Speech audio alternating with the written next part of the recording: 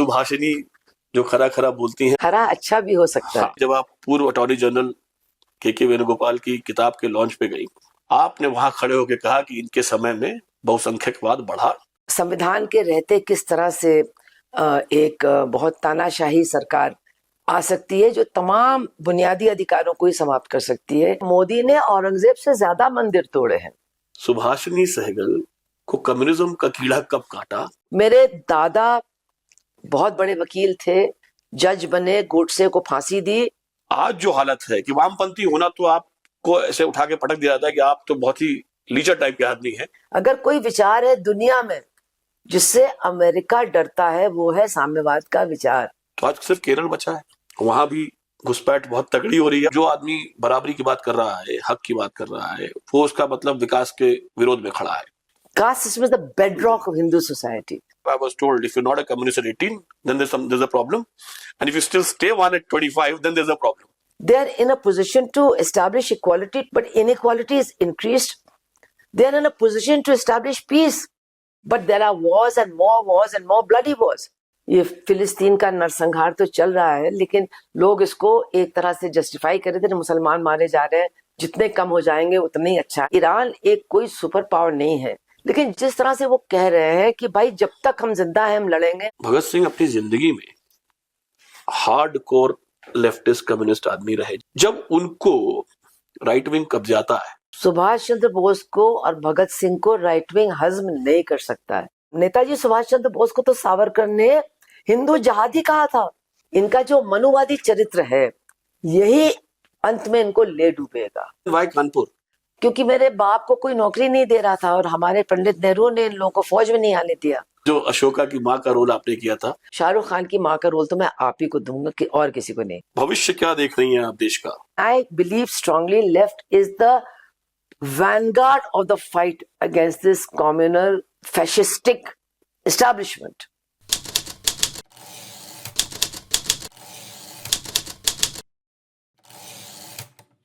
Hello and welcome to left right centre. मैं हूं नितिन सुखीजा और आज जो हमारे मेहमान हैं उनका नाम ऐसा है कि उसका मतलब होता है कि मीठा बोलने वाली, लेकिन वो बहुत खरा खरा भी बोलती है मीठे के साथ साथ। पूर्व सांसद हैं, सीपीआईएम की वरिष्ठ नेता हैं और ऐसा मानते हैं कि उनके पेरेंट्स ने उनका नाम नेताजी के नाम पर रखा था। सुभाषिनी अली, बहुत बहुत स्वागत है आपका हमारे से बात करने के लिए। शुक्रिया, धन्यवाद। तो खरा खरा बोलने पे सुभाषिनी जो खरा खरा बोलती हैं वहां से बात शुरू करते हैं। सू मीठा नहीं, सू है अच्छा। हाँ, तो खरा अच्छा भी हो सकता है। हाँ, खरा अच्छा ही होता है लेकिन सत्य कड़वा होता है, ऐसा कहा जाता है। तो अभी हाल फिलहाल में जब आप पूर्व अटॉर्नी जनरल के वेणुगोपाल की किताब के लॉन्च पे गई, और जनरली ऐसे अवसर पे जब कोई जाता है तो बहुत अच्छा ही बोलता है कि भाई अच्छी किताब लिखी, एक्सीडेंटल लॉयर और अटॉर्नी जनरल रहे और उनका एक करियर रहा। आपने वहां खड़े होकर कहा कि इनके समय में बहुसंख्यकवाद बढ़ा, जो जब वो हो रहा था तो वो चुप बैठे थे और उन्होंने कुछ नहीं किया। So to start with, how did this come about at a function like this that you stood up facing him at his book launch and you made this statement? मैं केकेवी को काफी दिनों से जानती हूँ क्योंकि वो मद्रास में भी थे वगैरह वगैरह। उन्होंने मेरी बहुत मदद भी की है, बहुत मदद की, उसका मैंने जिक्र भी किया। लेकिन जब उन्होंने मुझे इनवाइट किया तो मेरी समझ में नहीं आया कि क्यों मुझे इनवाइट किया जा रहा है। मैं उनसे सालों से नहीं मिली हूँ, लेकिन उनके जूनियर्स ने जिन्होंने मुझे इनवाइट किया उन्होंने कहा नहीं, वो बिल्कुल एडमेंट, मतलब बजिद है कि आपको आना चाहिए और वो चाहते हैं कि वहां चापलूसी करने वाले लोग ना हो स्टेज पर। और फिर उन्होंने कहा कि हमारा जो पूरा ऑफिस है, सारे जूनियर्स, हम लोग भी सब चाहते हैं कि आप आए। और फिर बाद में जब बात हुई तो बहुत से लोगों ने कहा कि बहुत सी बातें जो हम लोग कहना चाहते थे या हो सकता है कहते भी थे वो आपने कह दिया। तो दरअसल मैंने बहुत ध्यान से उनकी किताब को पढ़ा और जो कुछ मैंने कहा उनके बाद, मतलब अटॉर्नी जनरलशिप के दौरान और 92 के बाद का उनका जो करियर रहा है, तो उसका जो कुछ मैंने कहा उसका रेफरेंस था उनकी अपनी किताब में। क्योंकि उन्होंने, जैसा कि मैंने कहा है, 3 बड़ी घटनाओं का जिक्र किया। एक तो थी इमरजेंसी और उसमें उन्होंने काफी मतलब चेतावनी दी लोगों को कि संविधान के रहते किस तरह से एक बहुत तानाशाही सरकार आ सकती है जो तमाम बुनियादी अधिकारों को ही समाप्त कर सकती है, और वो लड़े थे उसके खिलाफ, करुणानिधि को उन्होंने डिफेंड किया था वगैरह। ये एक चैप्टर है। एक और चैप्टर है उसमें 84 में जो वो दंगा नहीं हुआ था और नरसंहार हुआ था सरदारों का, पूरी तरह से उसमें सत्ता लिप्त थी, और उस पर उन्होंने काफी लिखा क्योंकि वो वहीं थे और वो गए भी थे जहां पर दंगा पीड़ित लोग थे, उनके बीच में गए थे। उन्होंने अंत में कहा है कि ये जो नफरत फैलाई जाती है उसका अंत केवल मरे हुए बच्चे और मरी हुई औरतों की लाशों में होता है। और तीसरी जो बड़ी घटना थी वो थी बाबरी मस्जिद का दहन। और मैंने कहा कि मुझे बहुत खुशी है कि आपने बाबरी मस्जिद का दहन कहा है, क्योंकि बहुत से लोग इसको बाबरी मस्जिद कहते ही नहीं है, ढांचा विवादित वगैरह, लेकिन आपने कहा है और हम भी उसको बाबरी मस्जिद ही मानते हैं। और उसमें उन्होंने कहा कि उन्होंने डिफेंड किया था कल्याण सिंह को, उनके वकील थे। अब वकील कहते हैं कि भाई किसी को भी डिफेंड करना वो हमारे वकालत का हिस्सा है, and everybody has the right to defend. चलो ठीक है, कोई मैंने उस पर कोई वो नहीं किया। और आपको अपने जो क्लाइंट हैं उनके बचाव में ही बोलना है, इसीलिए लॉयर हम का इस्तेमाल करता है, uses I when he is actually referring to his client. लेकिन उन्होंने कहा कि जो भी उन्होंने मुझे आश्वासन दिए कि मस्जिद को कुछ नहीं होगा, वही मैं सुप्रीम कोर्ट को कन्वे करता था। अच्छा, अगर आप उस वक्त उत्तर प्रदेश में थे, जैसे कि मैं तो थी, शायद आप भी थे, जी। सबको मालूम था, आपको मालूम था, हमको मालूम था, यूपी पुलिस को मालूम था, जितने पत्रकार थे सबको मालूम था कि जो इतनी बड़ी भीड़ वहां पहुंच गई थी तब तक, मतलब 6 दिसंबर को नहीं शुरू हुआ, हजारों लोग वहां पहुंच चुके थे और उनके पास तमाम तरह के औजार वगैरह थे, सब लोग जानते थे। और ये कहना कि उनको रोका नहीं जा सकता था, बिल्कुल रोका जा सकता था, केंद्र सरकार भी रोक सकती थी, यूपी गवर्नमेंट भी रोक सकती थी, वहां पर आर्मी मौजूद थी, और अगर आपने आर्मी के लोगों से बात की वो बिल्कुल तैयार थे रोकने के लिए वगैरह वगैरह। खैर, तो उन्होंने आश्वासन दिया सुप्रीम कोर्ट को कि कुछ नहीं होगा। और फिर जब उसको ध्वस्त कर दिया गया और सुप्रीम कोर्ट ने इनको तलब किया और ये गए, तो इन्होंने कहा कि मैंने कहा कि मैं आपके सामने अपना सर शर्म से झुका करके खड़ा हूं, ये जो हुआ है बहुत ही बुरा हुआ, इससे बुरा कुछ हो नहीं सकता, और करना ये चाहिए कि एक एक ईंट उसकी इकट्ठा करके उसको फिर से वहां पर निर्मित कर देना चाहिए। खैर, आप लोग भी जानते हैं, हम लोग भी जानते हैं कि वो उस माहौल में संभव नहीं था। खैर, ये उन्होंने अपने विचारों को सुप्रीम कोर्ट में रखा, और फिर उनका इसके बाद मैंने कल्याण सिंह को फिर कभी डिफेंड नहीं किया। लेकिन इसके बाद ये भी कहते हैं कि ये अडवाणी और कुछ अन्य लोगों को मैंने पूरी ताकत के साथ डिफेंड किया जब तक कि उनका केस बरेली कोर्ट नहीं चला गया। खैर, क्यों किया ये भी मैंने सवाल पूछा। तो मैंने ये कहा कि आपने 3 बहुत महत्वपूर्ण घटनाओं के बारे में बात की और उन पर बहुत चिंता व्यक्त की, अपने आपको व्याकुल भी एक तरह से ठहराया। तो ये घटनाक्रम उस वक्त दरअसल और तेज हुआ है, और जितना वो तेज होता गया उतनी आपकी चुप्पी बढ़ती गई, जो हमारे समझ में नहीं आता है। क्योंकि इसके बाद बंबई के राइट्स हुए और नरसंहार हुआ गुजरात में, और फिर आप सबसे बड़े पद पर पहुंचे जो एक वकील को हासिल हो सकता है। और आपके 5 साल के दौर में जब आप अटॉर्नी जनरल थे, 17 से 22, तब तो ये जिसको मेजॉरिटेरियनिज्म कहते हैं, बहुसंख्यवाद, ये तो मतलब पहले तो बढ़ रहा था, लेकिन ये तो फिर मतलब सुनामी की तरह एक बहुत काले भविष्य की तरफ बढ़ रहा था। और ये सारी घटनाएं घटी, सी आया, 370 को खत्म कर दिया गया, लाखों किसान बैठ गए और धूप बारिश ठंड में वहां पड़े रहे, और मतलब लिंचिंग शुरू हो गई। और मैंने कई उदाहरण दिए, ये सारी बातें हुई, बुलडोजर चलने लगा, लेकिन आपने कोई इस पर टिप्पणी तब नहीं की, और आपने 22 में उस पद को छोड़ा। अब आपने किताब भी लिखी है, लेकिन आपकी चुप्पी टूटी नहीं है, जो मेरी समझ में नहीं आता है। तो ये बात मैंने उनके सामने कही, और मुझे लगता है कि कोई इसमें जिसको कहते हैं ना कि आप मेहमान हैं, लेकिन मैं मेहमान उस मामले खाने पर बुलाई गई मेहमान, मैं वहां पर एक किताब के बारे में अपनी राय देने के लिए बुलाई गई थी और मैंने अपनी राय दी और मैं समझती हूँ कि मैंने ठीक किया। और मैं ये भी समझती हूँ कि मुझे जितना मैंने कहा इससे बहुत ज्यादा कहने की जरूरत भी नहीं थी, वो उसका उपयुक्त मौका नहीं था। और मैंने इसीलिए अपनी बात को समाप्त इस पे किया कि आप हैं 92 साल के, लेकिन आप मतलब पहाड़ों में जाते हैं, बर्फ के ऊपर लेट जाते हैं, बहुत कुछ करते हैं। तो मुझे लगता है कि अब भी आपके अंदर दम है कि एक बार और आप उस सुप्रीम कोर्ट के अंदर जा करके संविधान को जो इतना पिटी है, इतनी तार तार कर दी गई है, इसको आप अभी भी जा करके इसके पक्ष में खड़े हो सकते हैं और मुझे उम्मीद है कि आप ये करेंगे। तो उनका कोई जवाब था उसके बाद? नहीं, हम लोगों ने इस पर बातचीतें हुई? उन्होंने सिर्फ जब उन्होंने बात की तो अगर आपने सुना है जी। तो हम लोग 4 लोग थे, उन्होंने केवल मेरे बारे में बात की और बताया कि क्यों वो मुझे पसंद करते वगैरह वगैरह, लेकिन जो मैंने सवाल उठाए थे उनका कोई जवाब नहीं दिया। खैर वो शायद उनके लिए वहां पर ठीक भी नहीं था, हो सकता है उनके लिए कोई मौका आएगा। चलिए, अब हम ये तो अभी हाल फिलहाल की घटना पे बात हुई, अब हम आपकी जिंदगी पे आते हैं और हम कोई लीनियर बातचीत नहीं करेंगे। ठीक है।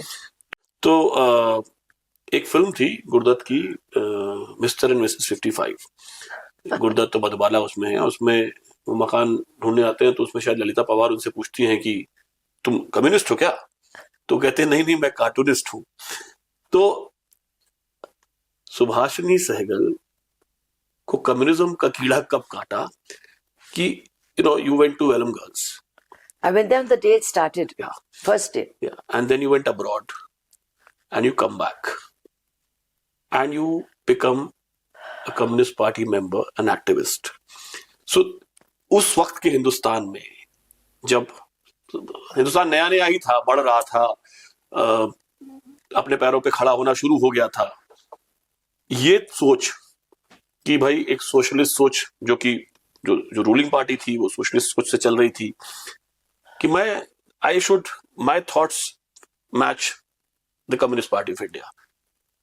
और आज जो पिछले कम से कम 10-15 साल से वही मैंने फिल्म का रेफरेंस इसलिए दिया कि it was like the Americans used to use communism being like treated like criminals. So आज जो हालत है कि वामपंथी होना तो आपको ऐसे उठा के पटक दिया जाता है कि आप तो बहुत ही लीचर टाइप के आदमी हैं। वो जो जर्नी रही, क्यों चुना, क्यों उस सोच पे गए और क्या था जो आपको ड्राइव करता रहा, फिर आपके काम पे उसके बाद में आते हैं। देखिए, बहुत से लोग समझते हैं कि अब मैंने अपने माँ बाप से बहुत कुछ हासिल किया होगा, तो बहुत सी चीजें आप हासिल करते हैं बगैर बातचीत के। ऐसा नहीं है कि मेरे माँ बाप ने मुझे बिठा करके बहुत कुछ समझा, मेरी माँ के पास तो टाइम ही नहीं था हम लोगों के लिए। वो अपने मरीजों और गरीबों की सेवा में बहुत ज्यादा लिप्त रहती थी, बहुत अच्छी बात है मुझे लगता है। तो लेकिन उनसे 2-3 चीजें निश्चित रूप से हमने सीखी। एक तो है, मतलब देखिए, एक होती है ईमानदारी और एक होती है कट्टर ईमानदारी। तो ये बहुत अच्छी बात है कि मेरे माँ बाप दोनों कट्टर ईमानदार थे, मतलब उनके लिए किसी तरह की भी बेईमानी के बारे में सोचना भी संभव नहीं था।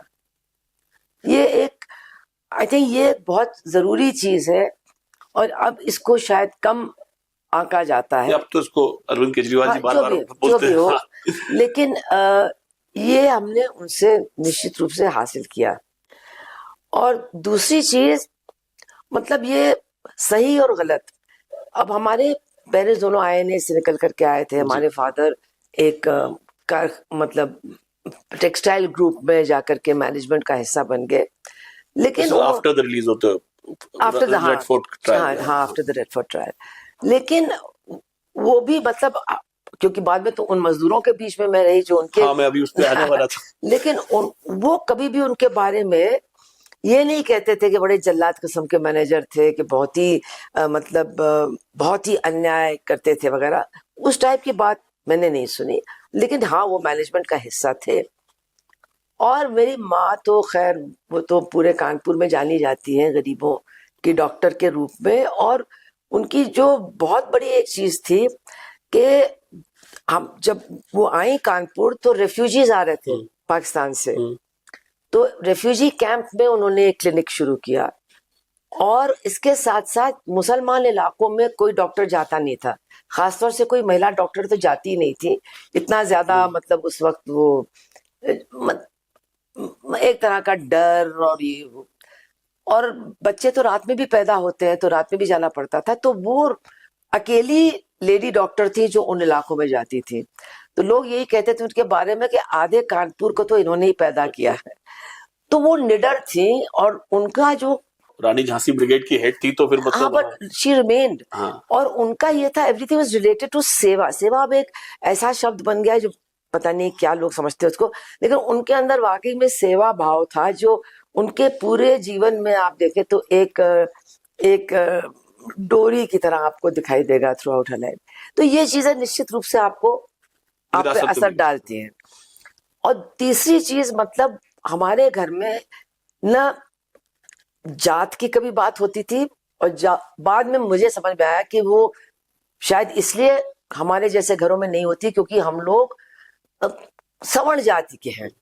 तो सवर्ण जाति के उदार ख्यालात के लोग अपने आप को मानते हैं कि उनके अंदर जाति भावना बिल्कुल नहीं है नहीं है, आई डोंट नो, लेकिन वो केवल सवर्ण होने की वजह से ही फिर भी आपके यहाँ आपके पिताजी पंजाबी थे, माताजी साउथ से थी, नहीं, लेकिन तो दोनों थे तो हाँ थे, सब हाँ, थे। सवर्ण का मतलब दे वर नॉट SC और ST और तो इसलिए वो उसमें उदार होना इज वेरी गुड, लेकिन उसको बहुत अपने पीठ को नहीं थपथपाना चाहिए, क्योंकि उसकी वजह से समाज की बहुत कठोरता और समाज की बहुत गंदगी के बारे में आपको लगता कि ये है ही नहीं, ऐसा कुछ है ही नहीं समाज में, समाप्त हो गया, सब अच्छा है।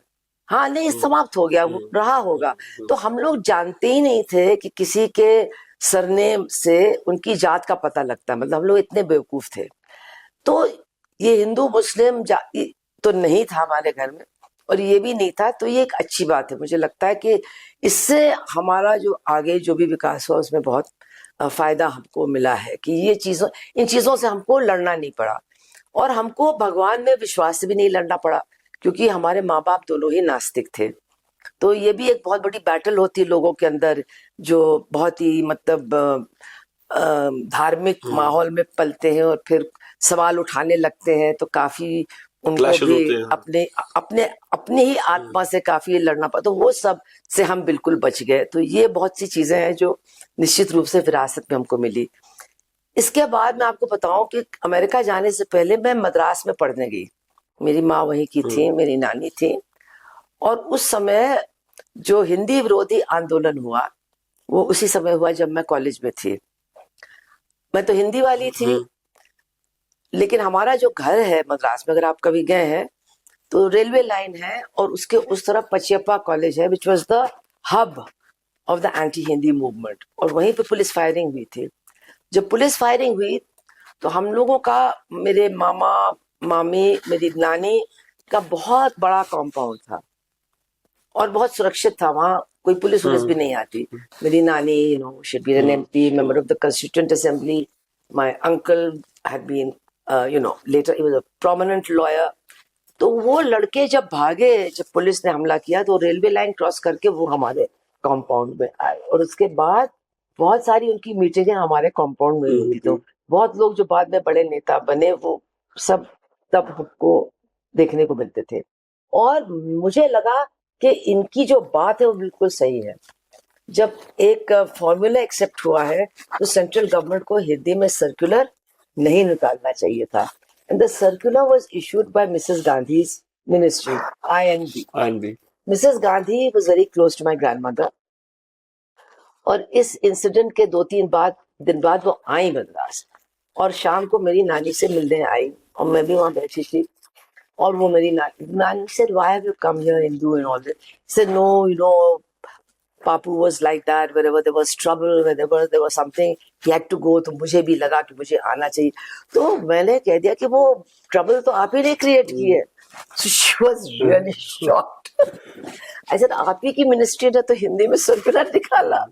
Anyways, my grandmother, she was a little, थोड़ी embarrassed भी थी, उन्होंने कुछ वो किया anyway, तो वो फिर बोलती रही, मैं सुनती।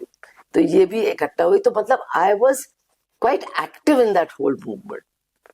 It Yeah. नॉट जस्ट कि मैं दर्शक, मतलब मैं जाती थी मीटिंग्स में भी और थोड़ा बहुत रैली, तो एक दैट वो मेरा पहला एक्सपीरियंस था मैस पॉलिटिक्स का और how it can change things. क्योंकि उसके बाद तो तमिलनाडु की हिस्ट्री ऐसी बदली है कि आज तक अलग वो ही है. वापस उस पटरे पर नहीं जा पाई.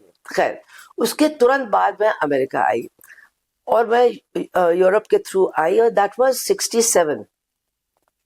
मतलब anti Vietnam movement, war movement was at its peak, students movement was at its peak, strikes in France, rallies everywhere. और जिस कॉलेज में मैं आई पढ़ने, it was a very anti war college.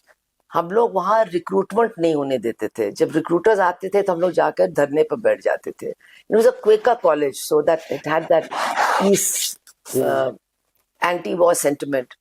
तो वहां पर दो चीजों का बहुत बड़ा प्रभाव मेरे ऊपर पड़ा.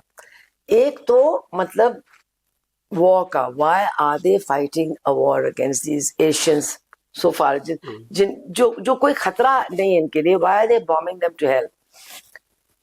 और खैर उनकी बहादुरी भी, मतलब जो वियतनाम से. दूसरा, जिस कॉलेज में हम थे उसमें जितना स्टाफ था वो सारा काला था. Every single person who was working as a janitor, as a cook, or as a electrician or a plumber, and there were lots of them. वो अपनी गाड़ियों से आते थे. They probably got, but they were all called by their first name. They were called Harry, John, Betty, yeah. John. They were not called Mr. Smith, Mr. Green. और जो उनका name plate था, that also was their first name. So this struck me as being, मुझे लगा ये अन्यायपूर्ण बात है. तो अच्छा, वहां आपको काम करने का मौका मिलता है, तो I used to work in the dining room. It was easy work and we got paid and all that.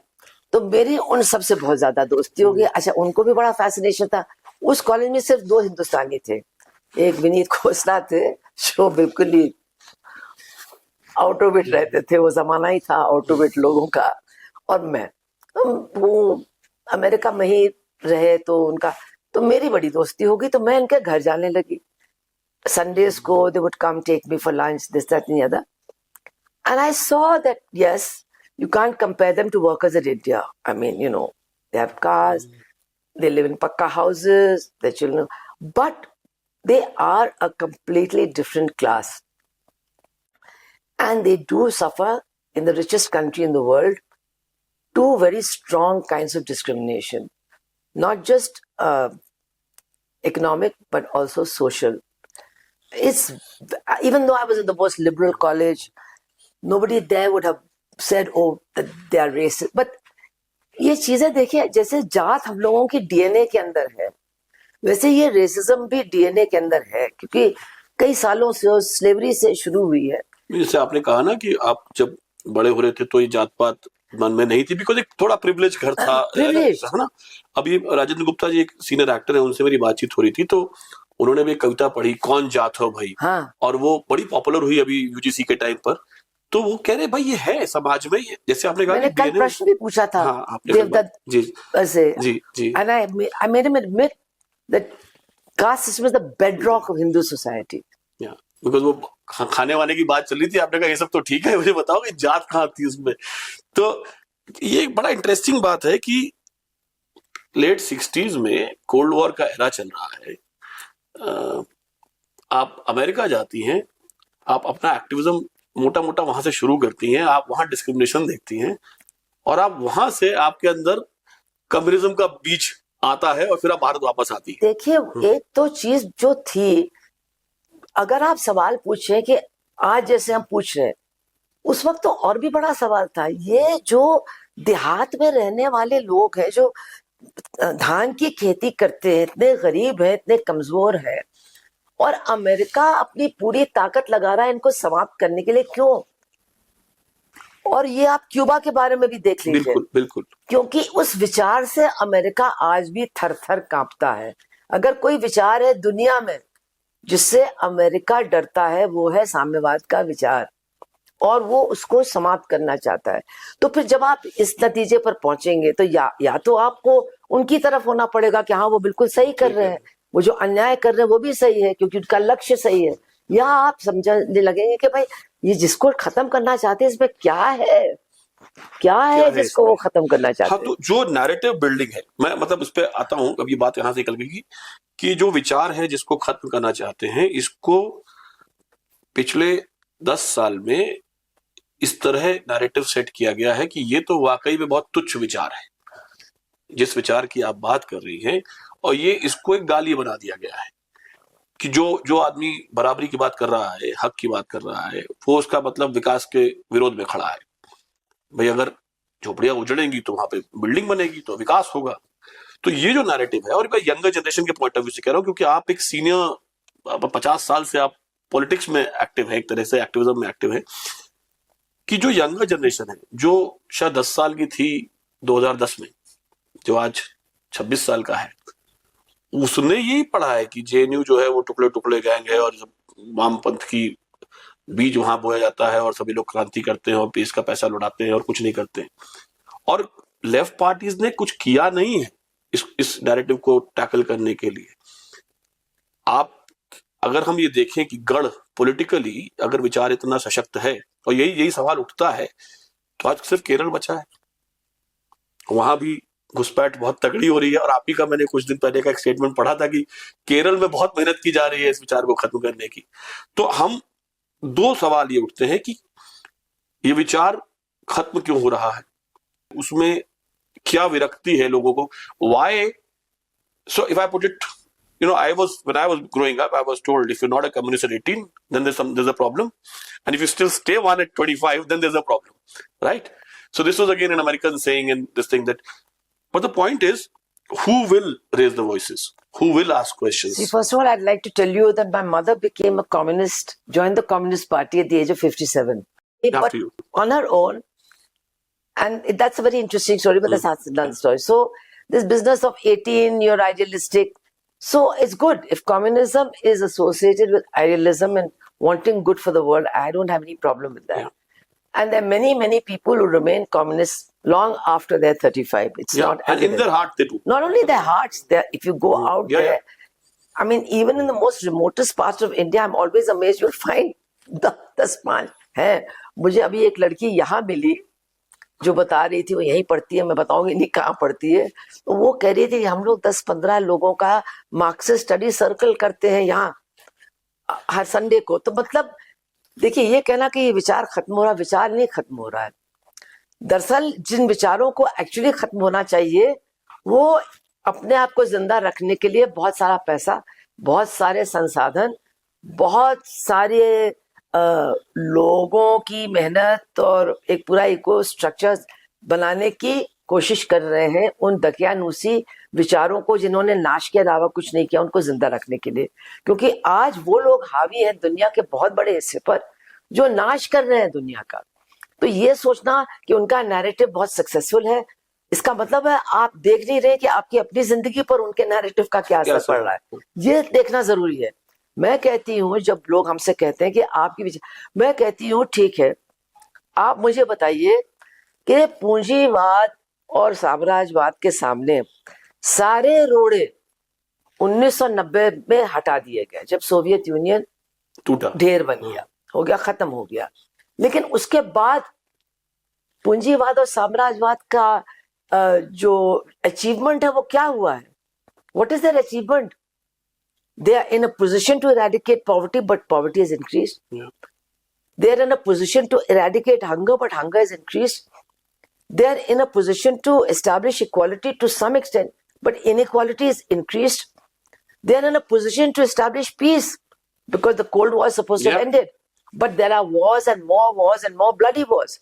So it's very important to see that. And I feel, जो आप कह रहे हैं सही है, मीडिया तो सब एक तरह की चीज को, लेकिन ऐसा नहीं है कि लोग चीजों को देख नहीं रहे और समझ नहीं रहे। जब हम कहते हैं यूथ, तो यूथ कोई चीज नहीं है। हमारे देश में क्या है यूथ? रिच यूथ है, मिडिल क्लास यूथ है, गरीब यूथ है, लोअर कास्ट यूथ है, अछूत यूथ है, ट्राइबल यूथ है, जो अपने आप को आज बहुजन यूथ कह रहे हैं वो है, जो अब अपने आप को सवर्णों के साथ जोड़ रहे वो यूथ है। तो youth, there is no such thing as youth. और ये जितना यूथ है ये अब बहुत कुछ सोचने लगा और पूछने लगा है। देखिए हमारे यहाँ, आप भी यूपी के हैं, हम भी यूपी के हैं। अब आप कह रहे हैं आप लोग नैरेटिव नहीं सेट पा रहे, ठीक है, बिकॉज जो पिछले 10, 15, 20 साल से जो डोमिनेंट पॉलिटिकल स्ट्रैटेजी रही है डोमिनेंट पार्टीज की, वो जात आधारित और धर्म आधारित या सांप्रदायिकता आधारित रही है। और मैं इस पर गर्व करती हूँ कि उस दोनों तरह की पॉलिटिक्स हम नहीं कर सकते। तो जो डोमिनेंट पॉलिटिकल स्ट्रैटेजीज हैं उनको हम बिल्कुल अपना ही नहीं सकते हैं, लेकिन फिर भी हम जिंदा हैं, फिर भी हम लड़ रहे हैं जी। और उन दोनों तरह की स्ट्रैटेजीज को हमने यूपी में बहुत करीब से देखा है और बहुत करीब से आज भी देख रहे हैं। और हम देख रहे हैं कि उन चीजों से जिससे लगता था कि परिवर्तन बिल्कुल रोक दिया जाएगा, लेकिन परिवर्तन का क्रम नहीं रुक सकता है। और अब जिस तरह के सवाल लोग पूछ रहे हैं, अब जिस तरह के सवाल उठ रहे हैं हमारे उत्तर प्रदेश में, बिहार में पहले से उठ रहे थे, उत्तर प्रदेश में भी उठ रहे हैं, definitely there is a churning going on in society. It is not as if the, जिसको हम कहते हैं ना, द डोमिनेंट आइडियोलॉजी या द आइडियोलॉजी जिसको इतनी बड़ी ताकत और इतना पैसा लोगों के ऊपर बिल्कुल तारी कर रही, it's not as if that's not cracking, huge cracks are appearing. मैं बहुत कुछ, जब मैं फेसबुक खोलती हूँ तो नेचुरली वो चीजें मुझे दिखाई देती हैं जो मैं पसंद करती हूँ। और मैं पिछले 2-3 सालों में, पहले मैं देख रही थी, हाँ 2-3 महिला पत्रकार थी जो बहुत कुछ बोल रही थी, 2-3 लोग थे जो ये मतलब हमारे जो निकल करके आए थे एनडीटीवी से, इससे उससे, जो बहुत कुछ बोल रहे थे। लेकिन अब बिल्कुल अलग तरह के लोग बिल्कुल बहुत कुछ बोल रहे हैं। अब अवधी में यूट्यूबर्स हैं, भोजपुरी में यूट्यूबर्स हैं, गुज्जर यूट्यूबर्स हैं, पश्चिमी, मतलब जो अपने डायलेक्ट में आम लोगों की भाषा में, आम लोगों के भाषा से उदाहरण लेकर के सरकार की ऐसी की तैसी कर रहे हैं। सवाल पूछ रहे हैं, सवाल ही नहीं पूछ रहे हैं, जो हमारी भाषा में कहते हैं ऐसी की तैसी कर रहे हैं। और वो इस तरह की भाषा का इस्तेमाल भी कर रहे हैं। और उनकी फॉलोइंग देखिए, हम ये नहीं कहते करोड़ों में, मोदी की ज्यादा, लेकिन उनकी फॉलोइंग भी जबरदस्त है। ये आप देखेंगे, ये हमेशा से नहीं है, ये 2-3 सालों से है। और वो केवल गरीबी या जो उनकी प्रॉब्लम्स है या जो, और फार्मर्स मूवमेंट का बहुत बड़ा असर रहा है, वो सांप्रदायिकता पर भी सवाल उठा रहे हैं। और अब मैंने जो पिछले 1 हफ्ते में देखा, जिससे मैं काफी मतलब मुझे आश्चर्य भी हुआ, क्योंकि ये फिलिस्तीन का नरसंहार तो चल रहा है, लेकिन लोग इसको एक तरह से जस्टिफाई कर रहे थे, मुसलमान मारे जा रहे हैं, जितने कम हो जाएंगे उतना ही अच्छा है, मतलब हॉरिबल, इविल। लेकिन इस तरह की सोच काफी व्याप्त थी। लेकिन अब जब से ये नए तरीके का युद्ध शुरू हुआ है, ईरान वाला, और जिस तरह से लोग देख रहे हैं कि ईरान एक कोई सुपर पावर नहीं है, लेकिन जिस तरह से वो लड़ रहे हैं और जिस तरह से वो कह रहे हैं कि भाई जब तक हम जिंदा हैं हम लड़ेंगे, हम आत्म समर्पण करने के लिए तैयार नहीं, इसका एक बहुत जबरदस्त रेजोनेंस है हमारे लोगों में, आम लोगों में। देखिए, एक तरफ तो वो लोग हैं, they are people who have the old cultural and civilisational ties with Persia, they remember that, that's one thing. Then we have a huge Shia population, Shia Sunni में जबरदस्त यूनिटी है, क्योंकि मतलब लोग जो समझते नहीं इन चीजों को, वो समझते नहीं है कि आपने रमजान के महीने में जो उनका खलीफा था उसको और उसके परिवार के साथ, यदि बच्चों, ग्रैंड चिल्ड्रन के साथ उसको मार डाला, और आप उस पर जश्न मना रहे हैं। और हर मुसलमान करबला को याद कर रहा है, अली की हत्या को याद कर रहा है। आपको इन चीजों से कोई मतलब नहीं है, आपको इन चीजों की कोई जानकारी नहीं, आपको लगता भी नहीं कि जानकारी होनी चाहिए, लेकिन आप फिर बड़े आश्चर्यचकित हैं कि भाई इतना जबरदस्त मतलब विरोध प्रदर्शन, बगदाद, लखनऊ, हैदराबाद, तमाम हिंदुस्तान के शहर, कराची जहां शियों को मारा जा रहा था, सुन्नी वहां भी। तो ये सारी चीजें तो एक तरफ है, लेकिन मैं उन लोगों को देख रही हूँ जिनको पता नहीं करबला क्या है, जिनको पता नहीं पर्शियन सिविलाइजेशनल टाइज हमारे साथ क्या है, जो कह रहे हैं यार ये लड़ रहा है, ये सॉरी टू से वो इस्तेमाल कर, ये मर्द है, ये मर्दानगी है इनकी और हमको इनका साथ देना चाहिए। ये तो इसीलिए मैं कह रही हूं कि हर डोमिनेंट नैरेटिव अपने खिलाफ भी एक नैरेटिव क्रिएट करता है। It's not just the left that does it, but the left can certainly gain from it and left will gain from it, but it's a long battle. क्योंकि यहाँ देखिए, अब तो लोग माने या ना माने, तमाम चीजें हमसे छिन गई हैं, अब तो वोट का अधिकार भी छिन रहा है, और ये बहुत गंभीर बात है जिस पर गंभीरता पूर्वक न लोग बात कर रहे हैं, न बहस कर रहे हैं, न समझ रहे हैं। सो जब लोगों को उलझा दिया जाता है कि वो गंभीरता पूर्वक बात ना करे, या जब, जैसे मैं जो सवाल करना चाह रहा था कि भगत सिंह अपनी जिंदगी में हार्ड कोर लेफ्टिस्ट कम्युनिस्ट आदमी रहे, जितना भी वो जिए, उनके पत्र हैं, उनके सब कुछ है। सब कुछ है। जब उनको राइट विंग कब्जाता है तो वो लड़ाई, क्योंकि अपने आइकॉन्स, सुभाष जी, अब मैं दूसरा सुभाष चंद्र बोस पे आता हूं। आप ये सब कह रहे हैं, लेकिन मैं कुछ नहीं मान रही हूँ जो आप कह रहे हैं। सुभाष चंद्र बोस को और भगत सिंह को राइट विंग हजम नहीं कर सकता है, और इसीलिए जिस तरह से उन्होंने कब्जाने की कोशिश की वो नहीं कर पाए हैं, क्योंकि जब भी वो उनकी बात करना शुरू करते हैं तो वो लोग खुद उनके सामने आकर के खड़े हो जाते हैं। इसलिए उन्होंने उनकी मूर्ति तो बना दी, उन्होंने भगत सिंह के बारे में कभी कभी बात भी कर लेते हैं, लेकिन जब भगत सिंह का नाम वो लेते हैं तो बहुत से लोग फिर भगत सिंह के बारे में जानना शुरू करते हैं, सुभाष चंद्र बोस के बारे में जानना शुरू करते हैं कि, और हम लोगों को भी मौका मिलता है, हम लोग भी प्रोग्राम्स वगैरह में जाते हैं, लोगों को बताते हैं कि नेताजी सुभाष चंद्र बोस को तो सावरकर ने हिंदू जहादी कहा था, और सुभाष चंद्र बोस ने कहा था जहां ये लोग खड़े होते हैं कलकत्ते में मीटिंग करने के लिए, मंच तोड़ दो, क्योंकि जहर के अलावा इनके पास कुछ नहीं। तो मतलब आप जब कब्जाने की कोशिश करते हैं, आपने देखा होगा इवन जहां ममता बनर्जी के सामने उन्होंने एक प्रोग्राम रखा था सपोजिटली सुभाष चंद्र बोस का महिमा मंडन करने के लिए, तो वहां उन्होंने जय श्री राम के नारे लगाए और ममता बनर्जी ने जय हिंद के नारे लगाए। तो एक चीज सामने आई कि भाई सुभाष चंद्र बोस का नारा था क्या, जय हिंद था कि जय श्री राम था? जय हिंद ही था ना। So what I'm trying to say is कि every one of their narratives creates a counter narrative also which is beyond their control. आज आप देखिए, मैं एक छोटी सी दे रही हूँ, आई गो फॉर समटाइम्स दीज वॉक्स दिल्ली में। मैंने 8-10 साल पहले जब मैं गई तो बहुत कम लोग जाते थे, आज आपको बुकिंग नहीं मिलती है। खासकर सोहेल साहब वाली वॉक तो बिल्कुल not only Sohail, Sohail is of course very good, लेकिन सोहेल जैसे या सोहेल के रास्ते पर चलने वाले आज 50-60 लोग हैं और आपको बुकिंग नहीं मिलेगी।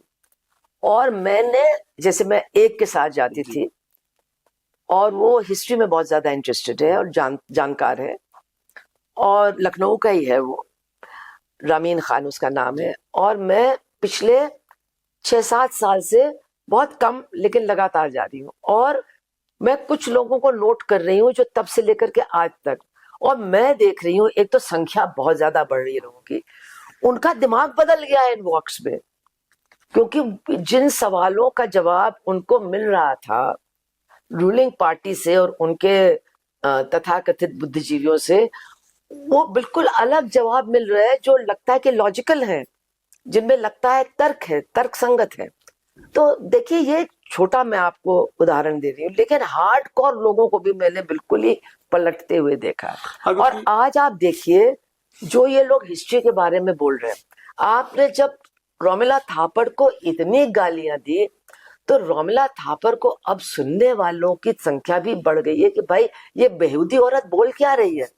यही मैं कह रहा था, ये जो एक रुचिका शर्मा है, हाँ, जिनको आपने मतलब कोई गाली नहीं दुनिया में जो नहीं दी होगी, वो बोल रही है। वो ऑड्री ट्रुचके, वो तो लड़ भी रही है, नहीं, हाँ, नहीं, लोग उनको सुन रहे हैं। ऑड्री ट्रुचके को तो आपने बिल्कुल पता नहीं कहाँ पहुंचा दिया, लेकिन आज आपका एक शंकराचार्य, वो जो आजकल शायद गौ हत्या, वो कोट तो नहीं कर रहा उनको, लेकिन वो वही बात कह रहा है कि मोदी ने औरंगजेब से ज्यादा मंदिर तोड़े हैं। मतलब ये कहने की बात जो मैं कह रही हूँ कि जो ये नैरेटिव चैलेंज हो रहा है, इसको एक तो देश की सामाजिक बनावट चैलेंज कर रही है, उसमें निहित है एक अपर कास्ट मनुवादी नैरेटिव को चैलेंज करने की बात, वो निहित है और वो हो रहा है। और अभी ये जो यूजीसी वाला मामला हुआ है, मुझे लगता है कि लोगों ने इसको गहराई से नहीं समझा। आपने कहा जेएनयू को लोग, आज आप जो बहुजन समाज के लोग हैं उनके बीच में जाइए, जेएनयू इज द हीरो, क्योंकि कोई नहीं लड़ा है यूजीसी के सवाल पर जैसे ये जेएनयू के बच्चे लड़े हैं। किसी ने इतना बेहुदा स्टेटमेंट नहीं दिया है जितना कि उनके वाइस चांसलर ने दिया। और 3000 बच्चों का इन लोगों ने रेफरेंडम किया, कुछ ऐसा उन्होंने बोला था ना। She said that Victimhood, हाँ. no, she said it's ridiculous. हाँ. It is ridiculous and irrational. They are playing the victim card. How long will they play the victim card? She said. And these kids reacted. They were expelled. They've gone to jail. They've been beaten, but they came out of jail shouting the same slogans. And they went out shouting the same slogans, saying Rohit Vebula Act बन के रहेगा। तो आप देखिए ये चीजें लोग देख रहे हैं, हर आदमी अपने चश्मे से देखता है। कुछ लोग इसको समझते हैं कि ये हैं बहुत बदमाश लोग, लेकिन जो एक बहुमत है जनता, क्योंकि पहली बार देखिए I was in the Mandal parliament, हाँ, I was in the Mandal Parliament. I voted for the Mandal Commission to be implemented.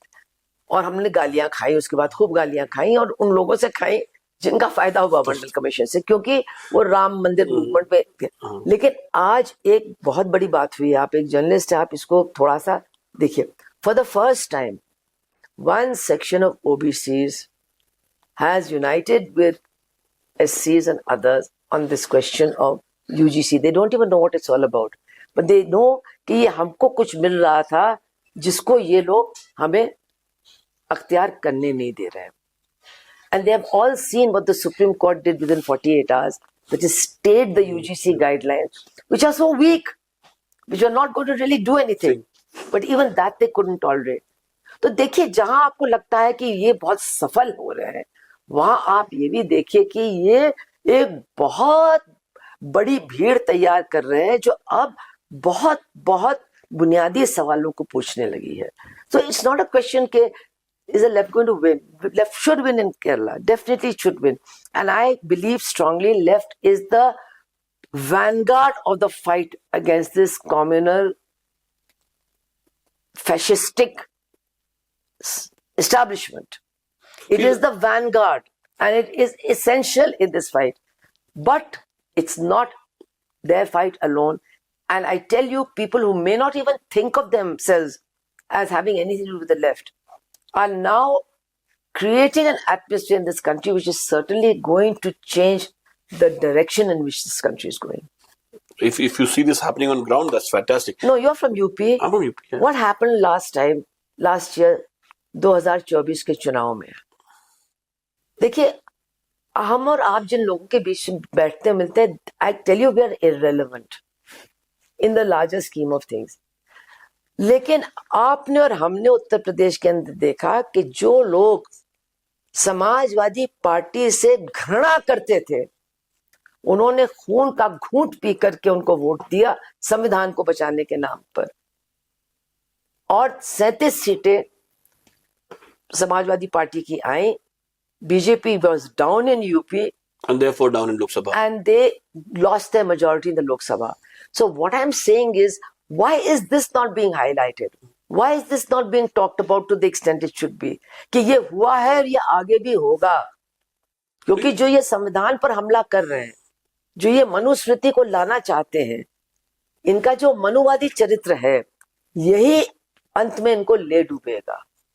भाई, आप all India democratic women association की प्रेसिडेंट रही, फिर आप अभी भी उसकी वाइस प्रेसिडेंट हैं अभी आप।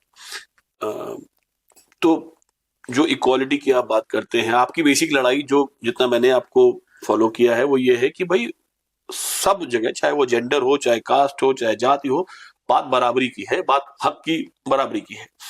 मूल लड़ाई यही है, चाहे वो मजदूरों वाला आंदोलन हो, है ना? बिल्कुल। अब जो मैं कह रहा था कि एक इल्जाम जो लेफ्ट पे लगता है, चूंकि एक्चुअली लेफ्ट येचुरी जी के बाद से फिर बहुत से लोगों ने दिखना बंद कर दिया लेफ्ट के, और अपनी बात कहना भी बंद कर दिया। आप लोगों को जर्नलिज्म छोड़ना पड़ा है, कहाँ लिखें, हाँ, कहाँ बोले। तो हम इसलिए सवाल आपसे कर रहे हैं कि आपके ऊपर ये एक इल्जाम भी लगाया जाता है कि लेफ्ट, जैसे रोमला थापर की आपने बात की, कि आपने साहब हमारे ग्लोरियस पास्ट को खत्म कर दिया, आपने एक कॉलोनियल माइंडसेट से एक हिस्ट्री लिखी, आपने एक हमारी समृद्ध संस्कृति थी, उसकी जो परंपराएं थी, उनको आपने नीचे दबा दिया, और आप एक वेस्टर्न जो कि लिबरल, अब लिबरल वर्ड का जो अर्थ है, देखिए वही बात है कि लिबरल होना और कम्युनिस्ट होना गाली हो गया है। तो जबकि लिबरल का शाब्दिक अर्थ है कि जो भाई जो खुला हो, सबसे मिल के बात कर, सबको बराबर समझता हो।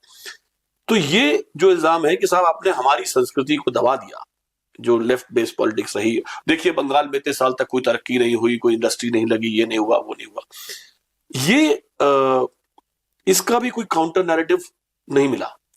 देखिए यही तो मैं आपको कैसे समझाऊं, काउंटर नैरेटिव ही तो है जिसको ये डिस्ट्रॉय करना चाहते हैं। ये कह रहे हैं, जैसे इतिहास को आप ले लीजिए, जो हमारा ग्लोरियस पास्ट था, वो ग्लोरियस पास्ट काफी सदियों तक चला। क्या क्या था हमारे ग्लोरियस पास्ट में, उस पर ये बात तो करते ही नहीं है। ये कौन से ग्लोरियस पास्ट की बात करते, मेरी तो समझ में ही नहीं आता है। ये ग्लोरियस पास्ट इनके हिसाब से जो शायद 100 या 150 स्क्वायर किलोमीटर्स के रेंज का भारत का हिस्सा है, उसी का ग्लोरियस पास्ट इनको दिखाई देता है। इनको चोला, चेरा, इंडस वैली सिविलाइजेशन जो इतना लंबा चला और इतना लंबा उसका पूरा जिसको घेरा था, आज रोमन गोल्ड कॉइन्स आपको तमिलनाडु में मिल रहे हैं। भाई क्यों मिल रहे हैं? इसलिए कि we dominated trade, world trade at one पर यही तो ये कहते हैं कि आप लेफ्ट ने हमको चोलास के बारे में पढ़ाया ही नहीं। नहीं, लेफ्ट ने ही लिखा है उसके बारे में, इंडस वैली सिविलाइजेशन के बारे में। और ये जो साउथ की हिस्ट्री है, I mean not left only but certainly not Sanghis. आप जो संघी टेक्स्ट बुक्स बना रहे हैं उसमें साउथ तो गायब है, सिर्फ थोड़ा बहुत विजयनगर है। तो what I am trying to say is, जब ये ग्लोरियस पास्ट की बात करते हैं तो glorious past had huge dimensions in India which they don't know anything about. ये तो अनपढ़ लोग, इनको कुछ भी नहीं पता है। And certainly a lot of the Sultanate history and a lot of Mughal history was also our glorious past. We had the highest GDP in the world at that time. Then why don't we ask the question, if we were dominating world trade in ancient India, why did that stop? Why did we stop becoming seafaring? क्या ये जो काला पानी का concept आप लेकर के आए, उसका कोई इससे संबंध है कि एक सी फेयरिंग हमारी नेवी नहीं रही, किंगडम्स से हम बिल्कुल ही लैंड लॉक्ड हो गए और दूसरों को सामान लेकर के हमारे शोर्स पर लाना पड़ा। We were no longer going out and people say अरे ये काला वाला पानी, बिल्कुल it mean something. My grandfather was socially boycotted because he had gone to England to study and he didn't do देखिए आप प्रायश्चित कर ले तो ब्राह्मणों को खिला दे तो सब ठीक है। हो जाता। तो he was boycotted by the Brahmin community for his entire life, and he said, "I want to be." What I'm trying to say is these were realities. If it was a reality in the 20th century, then can we imagine in the 12th, 13th, 14th what was happening? आप कहते हैं glorious past, आपने जो history पढ़ाई, जो ब्राह्मणों ने लिखी, उसमें अशोक है ही नहीं, तो किसने ग्लोरियस पास्ट को डिस्ट्रॉय करने की कोशिश की? आप मुझे बताइए, हम लोग सब अच्छे स्कूलों में पढ़े हैं, हम लोगों ने भी अपने टीचरों से ये बात नहीं पूछा कि भाई एक अंग्रेज ने हमको क्यों बताया कि आपके यहाँ एक अशोक नाम का सम्राट था? उसके पहले उसको तो बिल्कुल ही वाइप आउट कर दिया था, इसलिए कि आप सिलेक्टिव थे। अगर कोई राजा आपके हिसाब से ब्राह्मणों का सम्मान करता था, आदर करता था, तब आपने उसका महिमान मंडन किया। अगर उसने नहीं किया तो आपने उसको इरेज कर दिया, आपने उसको इतिहास से ही हटा दिया।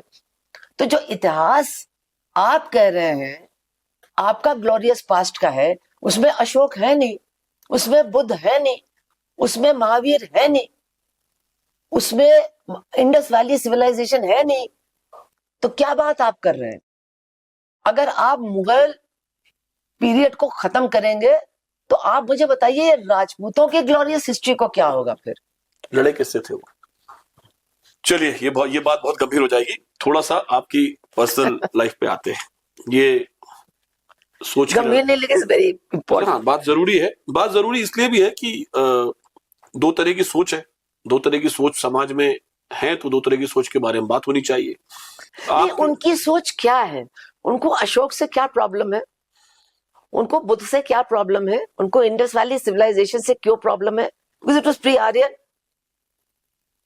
उसकी तो बात ही नहीं होती, बात तो मुगलों पे आकर रुक जाती है कि बात। नहीं, but they don't even Indus valley civilisation, if you say it was an Aryan civilisation, then it can be glorified. But if it was not, parallel history है ना। वो कह रहे हैं कि एक उनका जो एक समाज, एक तबका है जो कहता है कि यहाँ से आर्यन गए और फिर वापस आए, ठीक है, उनकी वो थ्योरी है। मैं कह रही हूँ आए या गए, हाँ, I am not getting into that, we all know कि आए anyway, but what is your glorious history? So जो अब बात करते हैं थोड़ा आपके परिवार की। ये कहानी ऑब्वियसली एक फैमिली, माँ बाप आपके आईएनए सोल्जर्स रहे, तो देश की स्वतंत्रता की लड़ाई माँ बाप ने लड़ी। मेरी नानी कॉन्स्टिट्यूंट असेंबली की मेंबर थी, 15 महिलाओं में से एक। तो जो माँ के साइड की फैमिली रही, आपकी मासी डांसर रही, और फिर विक्रम साराभाई से उनका विवाह हुआ। मल्लिका आपकी कजन है, आपके पति फिल्म मेकर थे, आपका बेटा फिल्म मेकर है। तो एक क्रिएटिव फैमिली का जो एक फर्क पड़ता है, जो आपने शुरू में कहा कि भाई एक प्रिविलेज फैमिली थी, पर प्रिविलेज फैमिली तो आजादी के बाद बनी। उसके पहले तो आपके माँ बाप फौज में लड़ रहे थे, और लेकिन बहुत प्रिविलेज थे। हाँ, मेरे नाना ने अपनी जो वो बहुत मतलब मेरी माँ आई थिंक 20 साल की थी जब वो मरे, उन्होंने अपनी प्रॉपर्टी को ऐसे विल किया कि उन्होंने अपने बच्चों के लिए एक इनकम छोड़ी, अपनी बीवी को टोटली इंडिपेंडेंट कर दिया, घर उनको दे दिया, उनके लिए इनकम का प्रावधान किया। उन्होंने कहा कभी किसी से तुमको पैसा मांगना नहीं पड़ेगा। और उनके 2 बेटे थे, 2 बेटियां, उनके बच्चों में डिवाइड किया उनकी सारी प्रॉपर्टी को। तो मेरे मामा के 4 बच्चे हैं, मेरी माँ के 2 बच्चे हैं, बेटी के बच्चों को ज्यादा मिला, बेटे के बच्चों को कम मिला। ये तब उन्होंने बिल बनाई थी। तो वी ऑलवेज बीन प्रिविलेज्ड। मेरे दादा बहुत बड़े वकील थे, जज बने, गोडसे को फांसी दी, तो तब से प्रिविलेज्ड हैं। हाँ, नहीं, पर जब आपकी माँ लड़ रही थी, जब ये लोग थे नहीं, 2-3 साल बड़े बुरी हालत में 2-3 साल तो अनसर्टेनिटी थी ना। वो तो अब प्रिविलेज क्या करेंगे जब आप है ही नहीं, देश में ही नहीं है। अरे आपको यही तो नहीं समझ में आएगा कभी, जब वो प्रिजनर ऑफ वॉर थी अंग्रेजों की, तो अंग्रेजों की फौज में तो हिंदुस्तानी अफसर बहुत थे ना। तो जो जाता था सिंगापुर, इनसे जाके मिलता था। And she said I am a doctor, I have to practise the Japanese, the British didn't know what to do with her. तो वो जो कठिनाइयां और वो सब ठीक है, but she was very very beautiful, very very outspoken, very very wonderful. So she's always lived in a situation of great admiration and respect. So I'm not grudging her what she went through and suffered and what she was ready to sacrifice. वो सवाल नहीं है, but I'm just trying to say that both of them came from very privileged and happy circumstances. And then they overcame the war, they survived the war, they survived the trial. They were heroes, biggest heroes in India. And then why Kanpur? क्योंकि मेरे बाप को कोई नौकरी नहीं दे रहा था, और हमारे पंडित नेहरू ने इन लोगों को फौज में नहीं आने दिया. That was the biggest tragedy of my father's life. He came back a hero, but he couldn't go back into the Indian army, which is where he wanted to go. Because he had gone there and he joined INA. Yeah. And Mountbatten convinced Pandit Nehru that you don't want mutineers, you don't want people like that in the army. And so then he couldn't get a job. तो एक कानपुर के थे, एक mister Srivastava, HK Srivastava, उनके बाप एक textile mill के मालिक थे, वाइसरॉय काउंसिल के सदस्य भी थे। तो वो थोड़ा सा प्रोग्रेसिव लेफ्टी एफ्टी थे। हरीश श्रीवास्तव मेरे बाप के बड़े फैन बन गए। उन्होंने फिर अपने बाप को कन्विंस किया कि इनको आप नौकरी दे दीजिए। तो उनके बाप बहुत शूड आदमी थे। उन्होंने मेरे बाप से कहा, देखो, you are a national hero, you will be an asset to me, क्योंकि मुल्क तो आजाद होने वाला है, and I've been in the Viceroy Council, so it'd be good for me to have somebody like you. तो तुम तय कर लो कि तुमको एक फिगर हेड टाइप की नौकरी चाहिए कि तुमको एक्चुअली काम करना है, उसमें तुमको तनख्वाह कम मिलेगी, फैसिलिटीज भी कम मिलेंगे, लेकिन हो सकता है तुम ज्यादा दिन मेरे यहाँ काम कर पाओगे. My father chose that, so that's how he came to Kanpur. And same मजदूरों, उसी मिल के मजदूरों को आपने बाद में भड़काया और नहीं भड़काया नहीं, वो मिल बंद हो चुकी when I came back. तो उसको चालू करने की लड़ाई में I was very active. वो चालू हुई. By that time we had moved to another factory जहाँ पे हम लोगों ने मतलब I was active in the union. आपने अशोका की बात की तो मुझे याद आया कि अशोका फिल्म में भी Well, that's very है ना, तो जो अशोका की माँ का रोल आपने किया था. I have not seen that film today. But how did it happen? अरे it happened in the most stupid way. My son was working with Dil Se. हाँ, Mani Ratnam. Yeah, my son was very lucky because he wanted to work with Mani Ratnam, and he got a chance when Mani Ratnam made his first Hindi film. So my son became, he would have been AD number 40 and he became AD number 1 because he knew Hindi, ye wo. So he was dealing with everybody. So he became quite friendly with Shivan, who was, the great the cameraman and all that. Acha, at that time he had decided to make Ashoka. तो सबको role offer करते थे. उन्होंने वो ताज के doorman से कहा कि मैं तुमको भी रोल दूंगा, अपने ऑटो वाले से भी कहा तुमको भी मैं रोल दूंगा. तो met me and all that and he said Shahrukh Khan की माँ का रोल तो मैं आप ही को दूंगा कि और किसी को नहीं. मैंने कहा ये पागल आदमी, मैं क्या रोल करूंगी, मेरे पास टाइम भी नहीं है ये वो. I just forgot about it. I didn't take it seriously. And then they started shooting and they had Shahrukh's dates in Maheshwar, and he called up my son and said, you send your mother now, it's time. And I got my son's call when I was in a demonstration for 33% आरक्षण. मैंने कहा मैं नहीं जा सकती, मेरे पास time नहीं. So my son said, then you're putting an end to my film career. It will not take off. You don't go. ये सब लोग मुझे बिल्कुल boycott कर लेंगे. Anyway, then I went and talked to Prakash, who was my secretary at that time. He said, ठीक है, okay, go. So that's how I did it, and I haven't even seen the film.